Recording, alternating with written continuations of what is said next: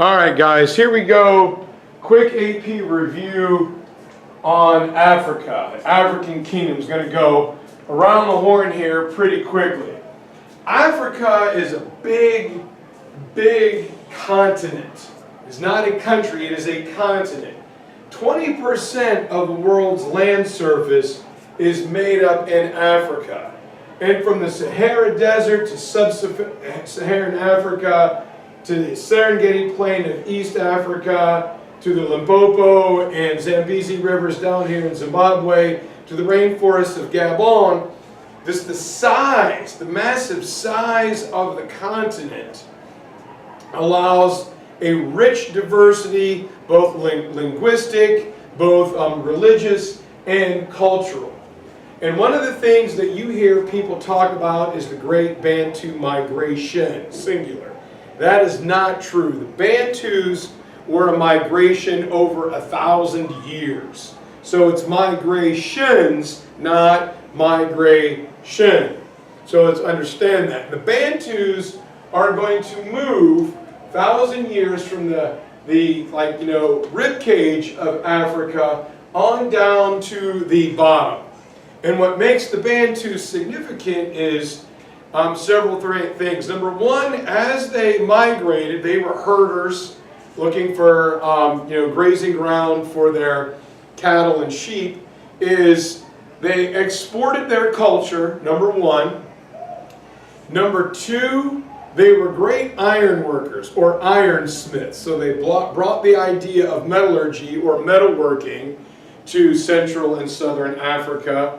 And they also formed the root language. Bantu is one of the greatest African roots, like Latin will be the ancestor of the Romance languages. Bantu is a root language for Africa. The other big root dialect is on the eastern coast of Africa, modern-day Kenya, Tanzania, parts of Somalia and Uganda, which is Swahili, like Asante Sana, everyone. And so starting up at 1 o'clock in the right-hand corner, we have the kingdom of Nubia, the old Meroic Empire.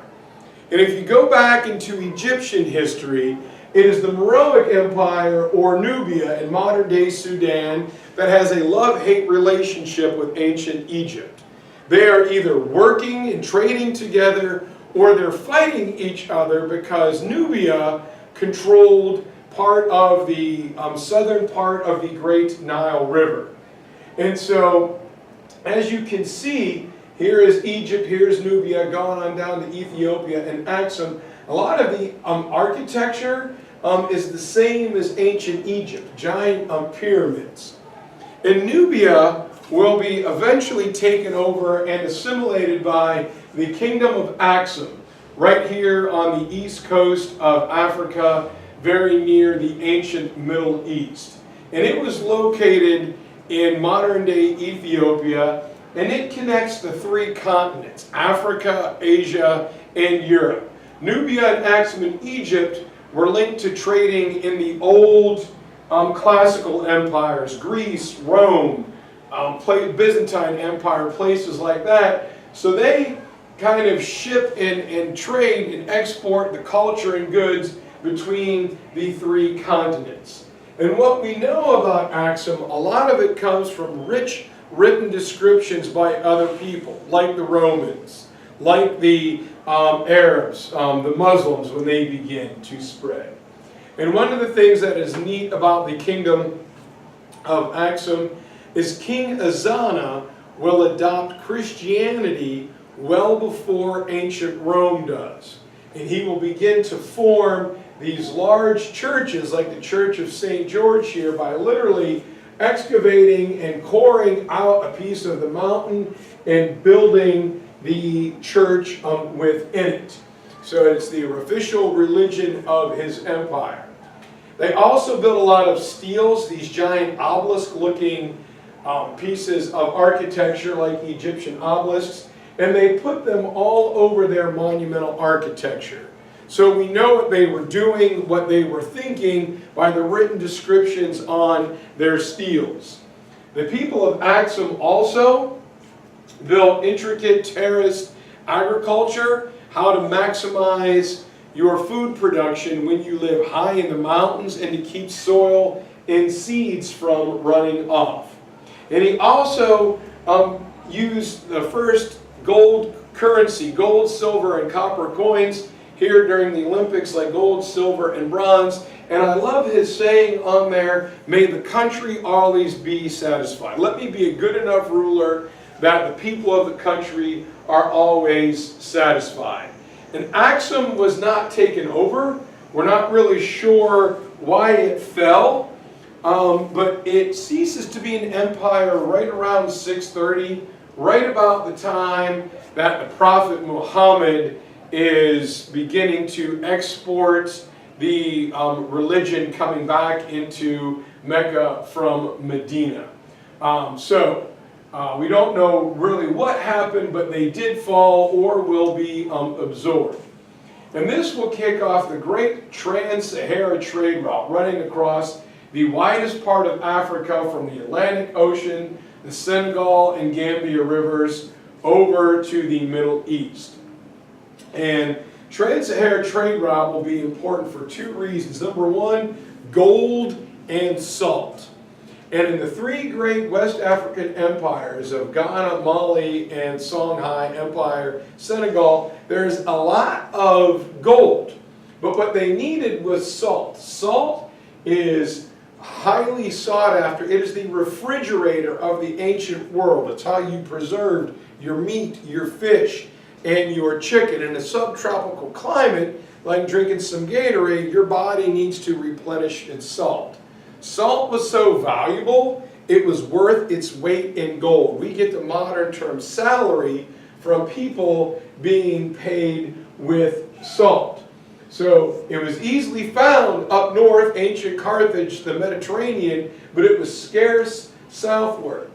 So Ghana is going to be the very important, the foundation kingdom for all of Africa. They are going to be the trendsetter, the thing that everybody builds their empire on. And they control the trade routes, the north and south, and the east-west trade route going across Africa, right along the great Niger River.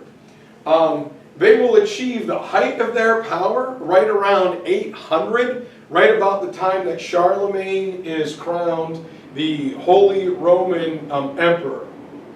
And the king there is very interesting, as when the king died, it was not his son that would inherit the throne, but instead, all right, it would be through the king's oldest female relative. So it would be Ben here in first period, Ben's cousins, his female cousin's oldest son, or Ben's sister's oldest son, Ben's nephew, right? It is a matrilineal line. And the idea behind that is the main important African god was the mother goddess. From the mother, all things spring. So you have the matrilineal ascendancy to the throne. The other big thing is the king of Ghana served as the chief judge. So he would sit in his throne, and his people would come and ask his advice. Or if, let's say, Alyssa and Luna were arguing over whose chicken it was, they would both take their case to the king, and he would say, Luna, the chicken is yours, or Alyssa, the chicken is yours. He was the supreme judge. And so in Japan, in China, in Europe, the people never saw their king. He was a far-off figment of their imagination, but everybody had access to the king of Ghana. Now, to help Ghana's economy, the king maintained a monopoly on things like gold and salt and copper, cotton, and silk. So if you needed it, you had to come to him, making him very wealthy. Later on, when Muslims begin to spread across North Africa, they will intermingle with the kingdom of Ghana. Most of the kings did not convert to Islam, but they made elaborate concessions to help with trading, and some of their merchants and advisors did become Muslim. And right around 1050, 1100, Ghana is conquered by a group of people from Morocco named Almoravids. And the time in between the fall of Ghana and the next West African empire, Mali, is very small. Mali looked around as the dust has barely settled on Ghana, and they said, hey, what did Ghana do that was so successful? Let's just do that and let's copy it. And Mali will rule over much of West Africa during the same time that the Aztecs are in power in Mexico and that the Incas are in charge in Peru. And it is the people of Mali that will build the famed city of Timbuktu, this magical city, this West African version of Alexandria or Constantinople or Athens and Rome. It's the place everybody wanted to go. It becomes a center of trading and learning. And most of it is done under the great King Sundiata, the Lion King, the Lion Killer, who rules from 1232 to 1255. This is the young guy who had the gimpy leg, who he sees his family massacred before him, and he becomes a warrior and takes over. He will lead to several agricultural improvements as new foods come over. The banana comes from Southeast Asia through Madagascar, sugarcane, and rice farming. And the people of Mali lived in city-states much like the ancient Greeks. There was not a lot of infighting among them. Timbuktu, along the Niger River, built on 7 hills, very similar to ancient Rome on the Tiber River, was the centerpiece. And around it were these smaller satellite cities that were to govern their local area, but if they needed help, they went to Timbuktu. Sundiata will go out and capture other Africans, rivals, and make them to work on sugarcane plantations or in gold mines. Sugarcane farming is very hot, nasty, dirty work. He said, I'm not going to do it, so I'm going to get somebody who can. And eventually it is the Kingdom of Mali that will begin to work with the Portuguese in what we know as the slave trade. The people of Mali ran their empire through a clan or Kita system. Kita is the African word for clan, and it was the Malinke people, the largest group that formed the heart and core of Malian society. We know the Malinke here in the United States. Famous University of Chicago professor Alex Haley traced his ancestry back to a young man named Kunta Kinte in the great miniseries and novel Roots. But the Malinke people would capture rivals and make them work on the rice, sugar, and banana plantations. Mali will be run by a king known as a Mansa, which means supreme sacred ruler. Outside of Sundiata, the most famous of which is a guy named Mansa Musa. Mansa Musa will convert to Islam and try and build an Islamic state. He is most famous for his great Hajj traveling from Timbuktu to Mecca, where he traveled with an entourage of 60,000 people, bringing so much gold that he handed it out wherever he went. He built mosques and schools. He formed trading ties with other Africans and other Muslims. And his wealth was so legendary, Disney used it to be Aladdin's entrance into Aqaba as Prince Ali. His wealth, 80 camels carrying 50 to 300 pounds, was so amazing that he debased or caused massive inflation in Egypt for a decade. He destroyed their economy unconsciously, thinking he was doing the right thing, handing out so much gold. He debased their currency for a decade. After Mansa Musa, many of his descendants didn't have his strength, his power, his charisma, his foresight, and the empire quickly falls apart. The next empire that grows in the same region, much smaller than Mali, will be the Empire of Songhai. And the Songhai Empire will start out very thin and narrow and eventually go almost all the way over to the Red Sea. They are run by famous King Sunni Ali, who uses his military might to become a full-blown imperial power. He had a naval flotilla that would sail up and down the Niger and the Senegal and Gambia rivers like barge boats, and he had his soldiers on horseback and armed cavalry. And so you're sitting on your, sugarcane field, your banana orchard, and here comes a dude charging off a boat with a metal sword, riding a giant horse. You say, I'm good, and you surrender. Sunni Ali will die right as Columbus is getting ready to sail the ocean blue and get lost over in the Caribbean. And Sunni Ali is succeeded by Ischia Muhammad al-Tari. And al-Tari is this conqueror, and he kind of has a Napoleon complex when it comes to Mansa Musa, where Sunni Ali kind of converted to Islam, but sometimes practiced his Native African animism. Ischia was a zealous Muslim, and he tries to build the perfect Islamic state. But no matter what he tried to do, he could never, accomplish it to his expectations. He always thought he could do more. And as he invites over Islamic scholars and Islamic merchants, he kicks out his own fellow Africans so he could bring in more Muslim advisors. And he finds out that he's getting rid of his own people. Eventually, when the empire makes it all the way across Africa, they are attacked by Moroccans with gunpowder, and the last great West African empire, Songhai, dies. So if you look at the three big leaders from Sunni Ali to Muhammad al-Tari to Mansa Musa, when Europe was locked in the Dark Ages, West Africa had three great flourishing big kingdoms.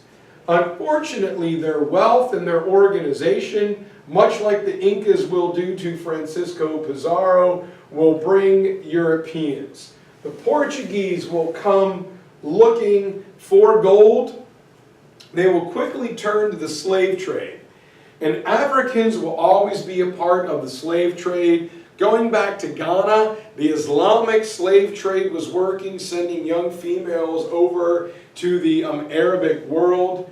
But the Europeans are going to take it to the next level. They come searching for gold, but they will change the world and Africa's economy for the worse forever. As the Portuguese come down, they get into this area known as Senegambia, between the Senegal and Gambia rivers, and they begin to export items. And here's where they begin to build their forts, where they will eventually hire other Africans to go in and get their tribesmen, their local tribesmen, or neighboring tribesmen, and sell them as slaves. So here's an old Portuguese slave fort. The Portuguese would put the slaves down in here.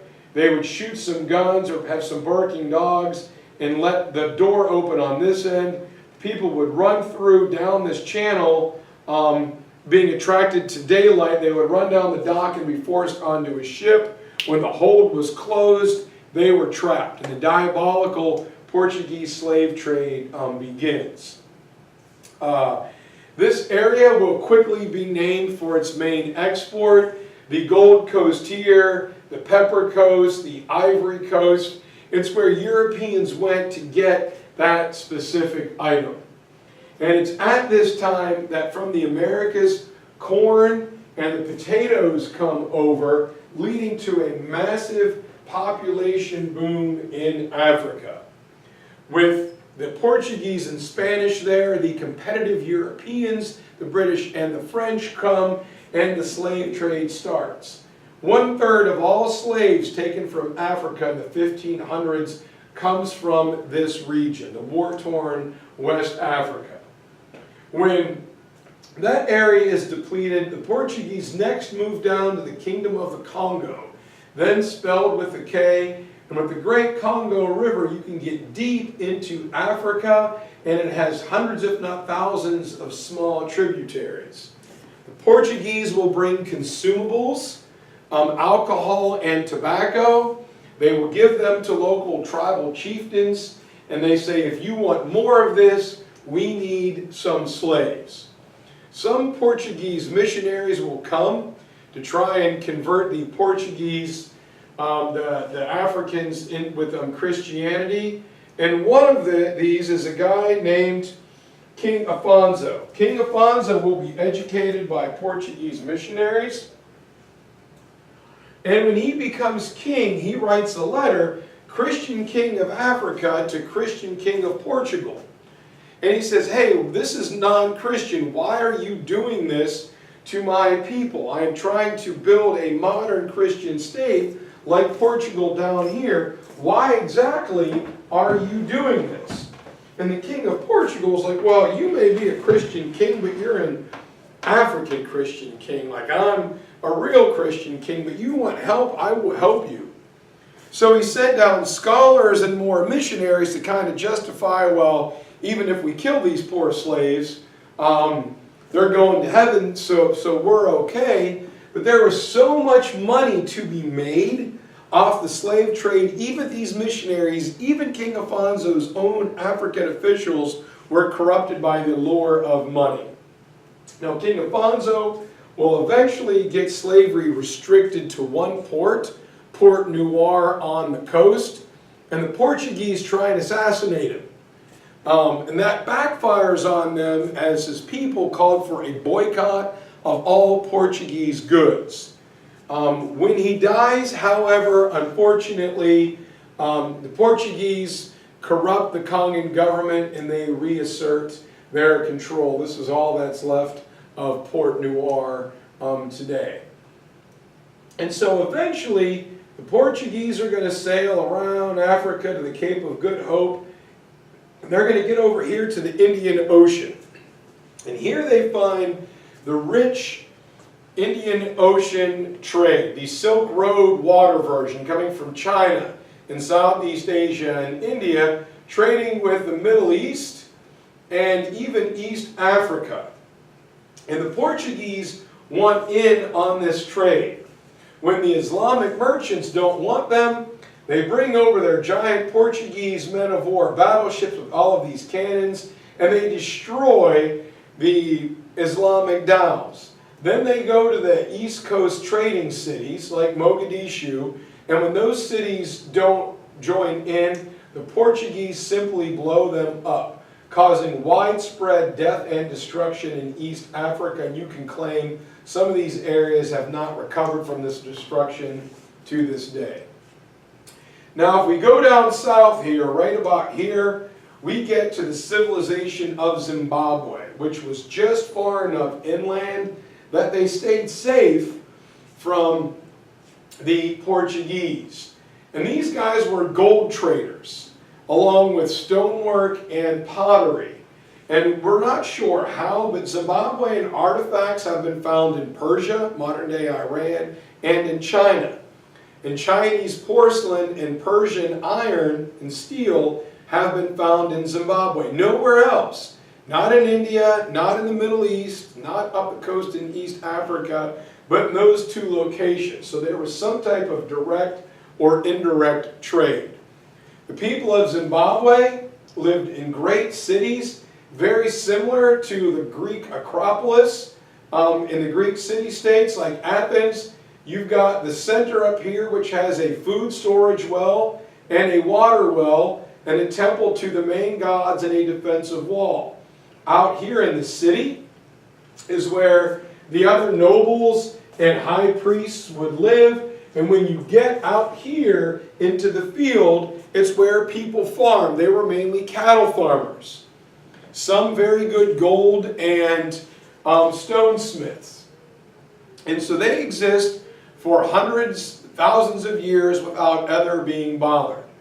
And this brings us to South Africa in 1652. The Dutch will settle and they will form the Cape Colony. They did it to resupply their ship with fresh water and fruit and other food to make it around the Horn of Africa. It's called the Cape of Good Hope for two reasons. Number one, you hoped you made it across without dying with a turbulent South Atlantic current meeting the Indian Ocean current, and you hoped to get rich when you made it to the other side.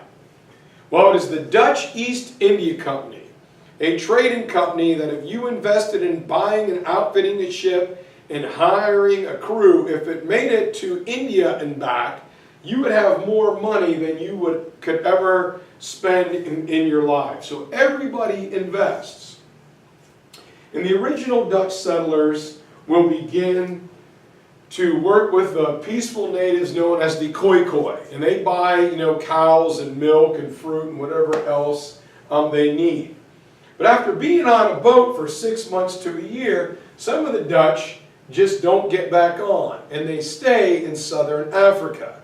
They become known as Afrikaners, or whites in Africa. And pretty soon, more and more and more Dutch show up. They begin to take over the land and build houses and farms, displacing the peaceful Khoi, who at one time worked very well with the Dutch. A rebellion will break out, and the Dutch, with their superior technology, will defeat the Khois and make them wage laborers. Eventually, the British will take over from the Dutch, defeat them, and begin the oppressive system of apartheid. One last thing to remember about Africa is that many of these civilizations did not write. We know Egypt did, we know Aksum does, but they had a very rich oral tradition. There was no need to. So we must look for and assimilate like a Islamic or an Arabic or European bias when looking at Africa because of their lack of a writing system. All right, guys, thank you so much. This one's a little long, but I hope it's worth it.